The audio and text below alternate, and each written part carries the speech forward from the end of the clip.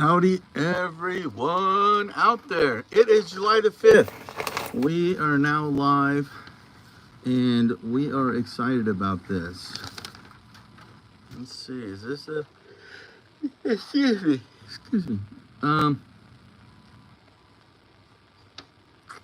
okay, this is the most recent one. We got a lot going on, and actually, this month is going to be kind of slow, but we had a very, very busy time up this period. Um, Looks like we're going to have in about 2 weeks, I believe, actually 3 weeks, we have Topps Chrome Baseball coming out. We will have hobby boxes. We will have blasters for it. We will have jumbos for the Chrome. And the real exciting thing about it, it will have the gold logo man that you can pull from that Fanatics has been talking about. Cannot wait to see that. Real excited that some new stuff is being brought to the hobby. That's going to be real exciting. And then on August the 6th, mega boxes will come out for the Chrome Baseball. We haven't been told if we're going to get the worst of Garbage Pail Kids 40th anniversary. I hope we do, because I have a lot of fun with that product. But as you know, we're a small shop and we're trying to grow. And we're just going to grab whatever we can. Looks like other thing that was related to us is that August the 6th, not only is the mega boxes coming out, we have Topps Archive Signature Series active. And that's always a fun one too. So we have quite a few things coming out. Not much this month, which I'm not surprised. So much is going on. I think they're just going to release Topps Chrome Baseball. Let it marinate out there. We're all going to head to the National at the end of this month to go and enjoy that. And after that, it's going to be August, and so we'll see what's going to come out. So by the time August comes around, we only got 2 months waiting for the release of NBA Under the Flag of Fanatics. Super excited about that, because we as a shop here, it's going to make a huge difference. Panini will not sell to small shops. Distributors won't help small shops, which, hey, how's you guys doing? Real Johnny, how you doing today? Skull Crusher, welcome to our channel. So distributors really won't help small mom and pop stores and stuff like that. That's fine. It's whatever. But Topps, which is Fanatics, they will sell to us. So we're really excited about that. So in 2 months, we will have logo, base basketball here in the shop. And that's a big thing coming out. This is something that you really want to see for you guys, and the hobby is going to be great. Why is this going to be great? Because it's going to be a better experience for you guys. I don't know if you guys realize it or not, but once Fanatics gets the rights to football and basketball, right now, the way it works in the hobby, and we've been in business now for 3 years, very blessed. Community's been amazing to us, but the way it works right now, it's a good old boys network. Panini will only sell to the big shops. They got it all cornered. They can sell to whoever they want, make a massive amount of money on it. And the smaller shops on the outside, we have to jump through a bunch of hoops to even get a couple boxes. That sucks, whatever, okay? But, whatever. And then, now, Fanatics is different. If you can get with them, they'll sell to a small shop. You are not going to get as much as maybe a bigger shop, but at least you'll get something. And this is going to be an exciting thing about everything out there, in case you guys don't realize what's going on. Let me pull back the veil. The good old boy network is going to be gone, as in many ways. So, what the cool thing about it is, why will it matter to you as a buyer? Because when you walk into somebody's shop right now, people are looking up on the walls and going, oh, he or she doesn't have this or that, so I'm going to leave and I'll go to another store that carries the product. Don't blame you. Go where you want to go shopping, pick the things out. I don't carry everything because I don't have access to it. And most of the time I can't get it at a good price, unless I get it through Topps. Anyways, so it doesn't matter how that shop treats you. We have shops here in town that will treat you like a plate dog crap because they know they can, because where are you going to go? You have to buy from them if you want the football and basketball. Well, here's the cool thing about it, and I'm a collector too. It's going to be gone. So everybody that is in the Topps umbrella will have the product. So when you come into these shops, now everybody's going to have it. Now there'll be special little releases that only the bigger shops, the more fancier ones that are ranked higher, they'll get those. But overall, the average baseball, football, all this stuff's going to get released. It's going to be on the wall. And then the cool thing about it is, the thing that's going to be great is, what can you provide down the center aisle? What is the experience you can give me as a buyer? How am I being treated? Is this the kind of vibe I want? Is there enough singles here for me? Is this my jive? You know, that's really awesome, because it's really going to come down to what it should have always been, is how am I being treated as a customer? How am what are they promoting here? And you guys don't realize, going forward, man, I'm telling you, with Fanatics, it really comes down to this is, your buying dollars is going to matter a lot, because the more you buy at certain shops, it's going to increase their allocations, and they're going to get more stuff. And that's awesome, because shops that you love should be rewarded. But the coolest thing about it is, small shops like me will at least get one case, and that's awesome. That's all I want, is one case. I don't care that the other shop gets 20, 10, or whatever. Hey, Chris, how you doing, buddy? Good to see you, my brother. All I'm worried about is getting one case, and it's just going to be awesome. So I can give my customers a really good chance at a good value. You can get a great experience here at my shop. It's just going, it's just something I'm really, really, really looking forward to. I think Fanatics is going to take the football and basketball to a whole new level. Just like I was talking about a minute ago, we just got back from the conference in April, and we finally get to see this product that they were talking about. They teamed up with Major League Baseball, and they came out with a new logo, man. In case you don't know what it is it's a gold one, and only certain players get to carry it for 1 year. And what it is, the Cy Youngs, the MVPs, and the Rookie of the Year, all 6 of those players all year long, every time they go on the field, they get a logo, man. It's a gold, instead of being red, white, and blue, it's going to be yellow.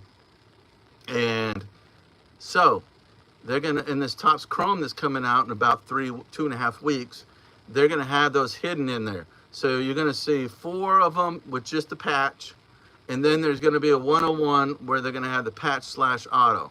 That is awesome. It's just something fun, new for the hobby, reinventing it. I'm always a person that says, if you don't like that, that's cool. Yes, sir, that's gold logo, man, is going to be fire. Yes, it is. And if it ain't your jam, that's okay. You don't have to chase it. But I like the fact that the wheel's been invented. Fix me up some rims, man. Fix me up some rims to go on this bad boy. And we've been preaching to them. Give me some freaking patches that matter. How cool is that? So think about how big these patches are going to be. You got the MVP, Ohtani, freaking Judge, huge. And then they're limited. There's only 4 of them out there. And then actually there's going to be 5. 4 of them without the autograph, but then the 101. Ohtani, Judge. And then you got the Cy Youngs. You got Scorebowl. Man, Detroit guys don't have much to collect. Yeah, they're young studs now, man. And they're got the young players and everything. But now they got a big dog on the mound.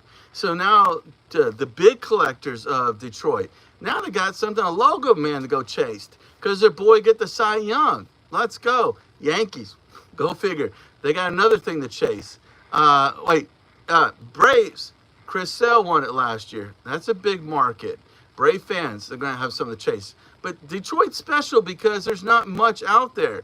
And now their team's starting to blow up, and they got a Cy Young guy up there. He's fixing to do it twice. I mean, I can't really see anybody beating him right now on the AL side. But that's another thing. Also, for all those Pittsburgh fans that got Paul Skeens, now he's going to have a logo man patch because he won the Rookie of the Year. I was jumping on the Yankee side. I don't really think that he should have won the Rookie of the Year, but Gil won it, which I totally got it all wrong last year, which is fine. That's the beauty of it. But Gil's going to have one. So the Yankees are going to have two chances at their players. And so this is really awesome going forward, that we're going to, every year there's going to be a new person, and they're only allowed to wear the logo man for 1 year. And this is a patch that's going to be on the card. I can't wait. This is super exciting. I love new things for the hobby. I love that it's getting fresh. And because of these inventions of what I'm seeing in baseball, and if you think about it, there is nobody in baseball that they haven't got on board. So the problem is a lot of these different football and basketball, you don't have like all the players on board signing and doing all this fun stuff. So we're going to see a lot more changes coming into the bigger product. Because if you think about it, baseball has always been known as the poor man's sport. You know, because they don't generate as much revenue and blah, blah, blah. So if they're doing this much and really blowing baseball up, wait till they get the big dog stuff. And a lot of people aren't talking about it yet. Guess who? Cooper Kupp. He's going to have an NBA debut patch, man. They're taking over October the 1st. And he goes out in that court. Next year, you're going to see, next year they'll be putting him in packs for the next year. Cooper Flagg's freaking debut patches. I guarantee that's going to start happening this year. I'll be super surprised if it isn't. I haven't heard anything about it, but why would they not start doing it? They already talked about they already said they're going to do it at the conference, but they didn't say when they were going to start. But I can't imagine Cooper Flagg not starting with him. You know what I mean? It just doesn't make sense. Football obviously won't be this season. It'll be the next season because they take over April the 1st. And so we'll have to wait till the next one.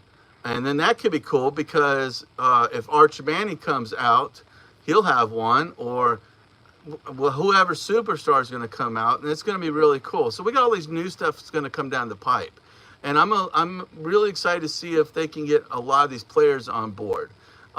With the Topps baseball they got out, they all got all the big names in there. Tatum, Curry, LeBron. They got so many of these great players already signing. I love to see them get all these other players on board. There's no reason we can't have Shea, Jokester, all these guys. They should just be commonly found in these boxes. And there's no reason that any season goes by that we're not buying up these boxes. Yes, boxes are always going to be pushed by the rookies, but I think basketball is kind of a slower burn. But I think it's going to change and really in the future. And I've always said this, people that come around my shop, is I think we're in for a different vibe on that. And what it is basketball is going to get better with rookies because a lot of rookies are going to stay in for 3 to 4 years because they're going to make a lot more money. I don't think a lot of people realize how cutthroat the NBA draft is. It's pretty brutal. So if you think about it, you've only really got two rounds. You only got 5 spots they're playing, okay? And most of your rookies end up in the G League. Half of your first round makes it. The other one gets cut. There's not much. So, or you go abroad, or you play the G League, wherever the good Lord sends you. So I think we're going to have a lot more players stay in the college ranks. And that's good because we're going to see higher quality of basketball at the college level. And to be honest with you, a lot more players are going to be taken care of. And so, they're going to, technically, they'll have a job. And by the time they come up to the draft, we're always going to see one and dones. I mean, there are just gifted people, there are just gifted men and the ladies that just are one and dones, okay? But I think you're going to see less and less of that. I think we might get down to like maybe 5. Maybe the like top 5 maybe going to come out, one and dones. I don't think you're going to see a lot of them anymore. I think a lot more are going to stay in. And also, these guys are going to be rewarded more because when they come out, you got a more of an idea of where their skill set's going to be and everything. So it's going to be interesting. It's going to be interesting. I think the NIL deal is going to be really good for basketball. Football, it won't change anything except players will come out already millionaires. But football, you have to be in for 3 to 4 years because you're just too young. Your body's not mature enough to take on these elephant men in the NFL. I mean, you'd get a young person killed out there.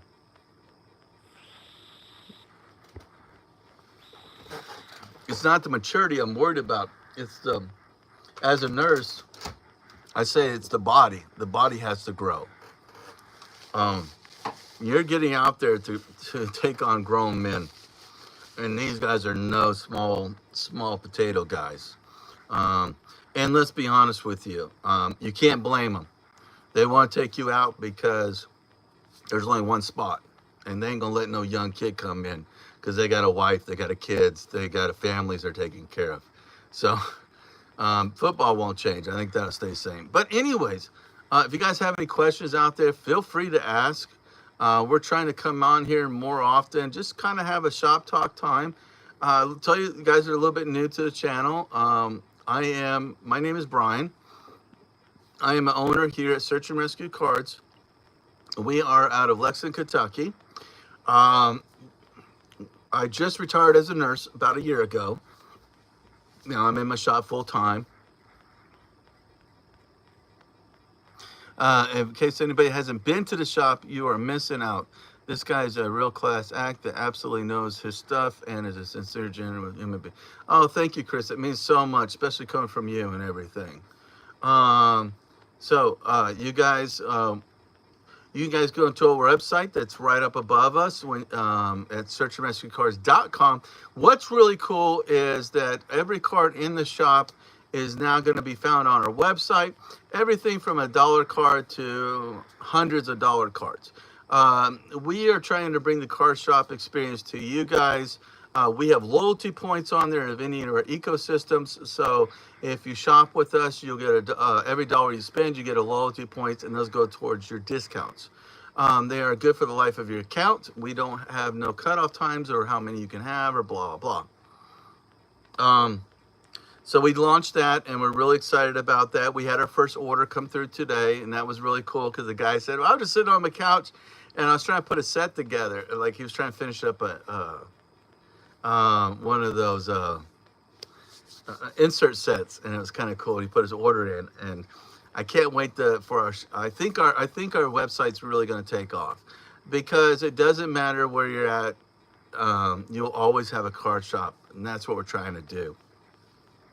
And we're constantly, easily throwing 20 to 40 cards on there per day. I think we have added. I mean, see, let me pull up here. My goodness, how many cards have we? Oh man, it's crazy how many cards we put on there today.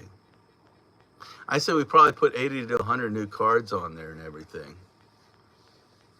How are the boys doing, Chris? So let's get, actually, did I load this up yet? I did, okay.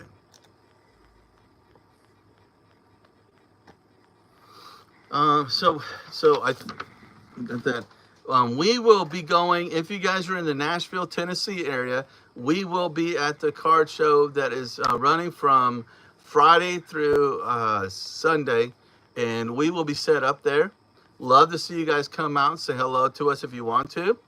We'll have our wares there, as they say. Me and my lovely wife will be setting up there, and we are really excited about it. I love getting out to the, as I say, go out in the wild. And it's nice to meet other folks and everything. We used to do it before we opened up our shop and everything. And we just it's really exciting. We're trying to do it more this year, and it's just a load of fun. Also, it's a chance to keep learning, and it's a chance for me to keep on networking my shop out there. Also, it's just so much fun seeing people out there, seeing what they're up to, what's the vibe, who people are chasing, and everything.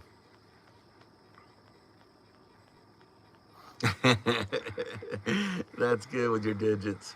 Yeah, I don't miss that. It was a nice feeling. It was. Let's see. Trying to think. Yes, it was my first. It was my first 4th of July not being a nurse.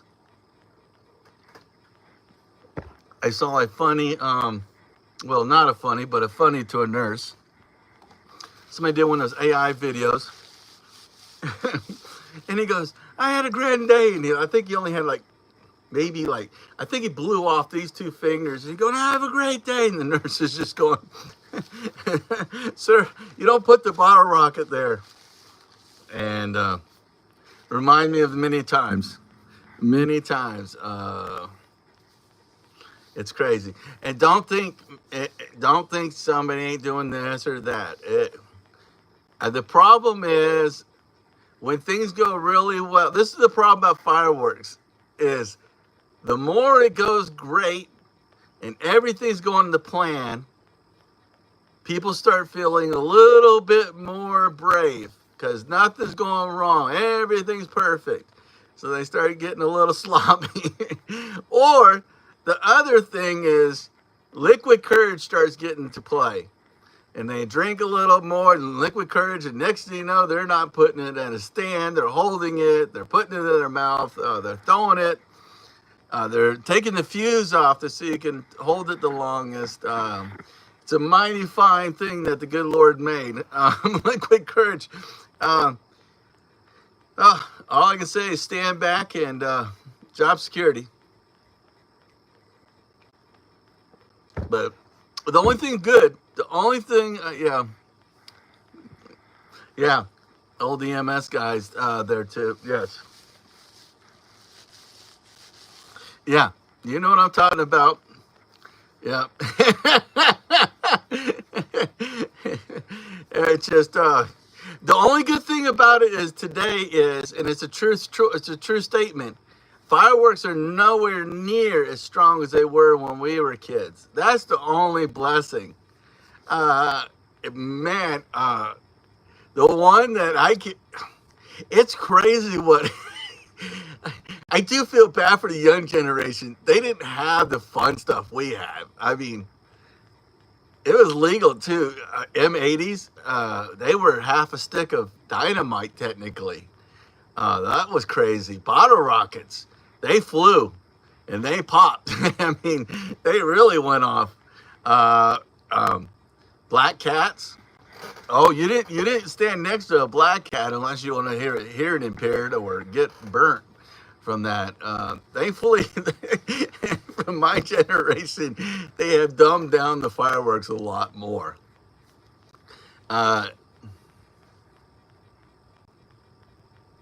Yes, yeah. My teenager years, we bought in Louisiana, and everything back then was legal. I mean, M80s were half a stick of dynamite. Yes, lady fingers were, yeah. I remember those. Yeah. Oh my goodness. Roman candles were legit. You didn't hold a Roman candle. Roman candles were really cool, but the problem is they got hotter than Cooter Brown, man. You couldn't hold them. They got really, really hot, and you would burn yourself if you accidentally.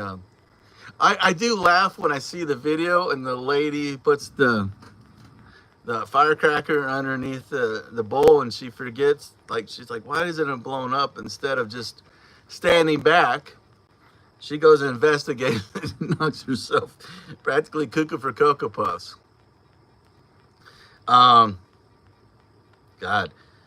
I remember M80s, the poor school janitor. Kids would blow up toilets. Oh my goodness, poor guy. Janitors back then did not get paid enough. That's true. You're right. Lady fingers were more dangerous than M80s. And you didn't have to go hunt for them. They were everywhere. They were everywhere. And it's funny, if anybody's sitting here listening to us, you're like, oh, what store did you have to go to? Hell, you got them right there. We had, I remember one of our places before they had tents and everything. You would go down to the corner store. It was kind of like a Walgreens, and they would have a big setup. Says fireworks, you know, and they would have them there, and you just go up there and grab them. And that was crazy. And then I remember tents. Probably tents came around. Probably 89 or 90. Tents started coming around because it was becoming bigger money. The fireworks were getting larger, crazier. But more, I did, the only thing I didn't like about tents was when you went into these drugstores, that's the word I'm looking for. When you go into the drugstore, they were always very, you could buy black cats for $1. A pack of them, a big old pack of them. I think big old pack, like the big packs were $5. You could buy the tanks, UFOs for like $0.25. And then the silly snakes, you guys remember the snakes? They were 10 cents. I think sparklers were like 5 cents or something. But yeah, when the tents came around, I remember it got super expensive because it got really big and gnarly. And then I noticed, well, I was going into the military, so I got bigger fireworks, but I noticed that my mom didn't spend as much right before I went in because it got so expensive. We would get like $10 and just grab like tons of fireworks at the drugstore. Kids have been bad for a long time. 140 millimeter. Yeah, we had bigger fireworks back in the military. Yeah, got to play with bigger ones. You know, yeah, that's funny. Oh man, it brings back memories. But yeah, and then I remember when my kids were little, I bought fireworks, and I was so disappointed because they were so, they were pretty, but they didn't have the they didn't have the explosion and all that craziness. The kids enjoyed it. They really enjoyed it when they were little. When they got bigger, they wanted more, you know, obviously more stuff. And I was like, wow, okay. Oh, you're welcome, Chris. Yeah, so it's yeah, it was funny because I remember I was like, I looked at my wife and I go, boy, these got really dumbed down. These fireworks. So, and then I noticed, like you said, when my kids were little, we used to have to go into Tennessee to get the good stuff. Like they had the really weak stuff here, and we went down to Tennessee to get the better stuff. And you paid the same amount of money you were for the weaker stuff. So, yeah, we were going down to Tennessee buying the stuff, bringing it back too. Can't remember the name of the store, but it was the one with the clown and everything. You always used to see it every time you drive down there and everything.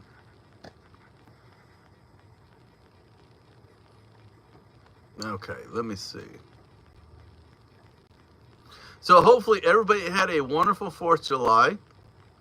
And everybody got to spend time with their family and friends and everything like that.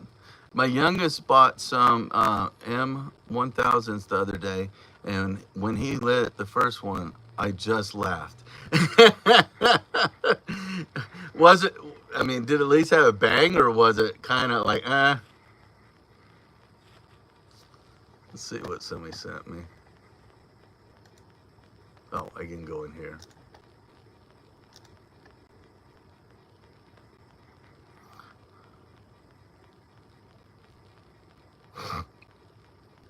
Oh, okay. See,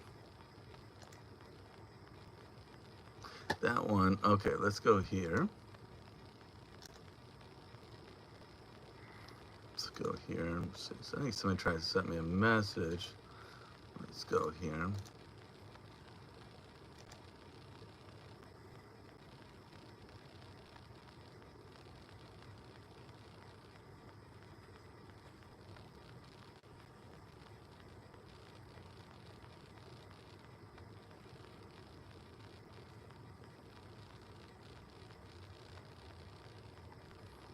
Oh, okay.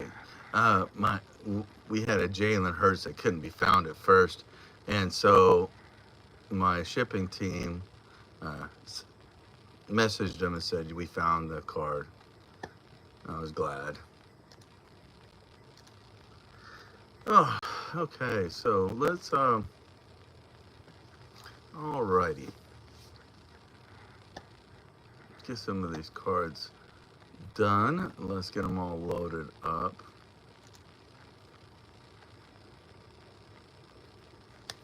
Alrighty.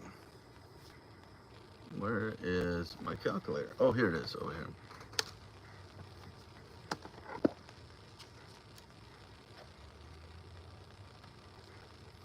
Alrighty. Well, I'm going to get off of here, and I will talk to everybody later.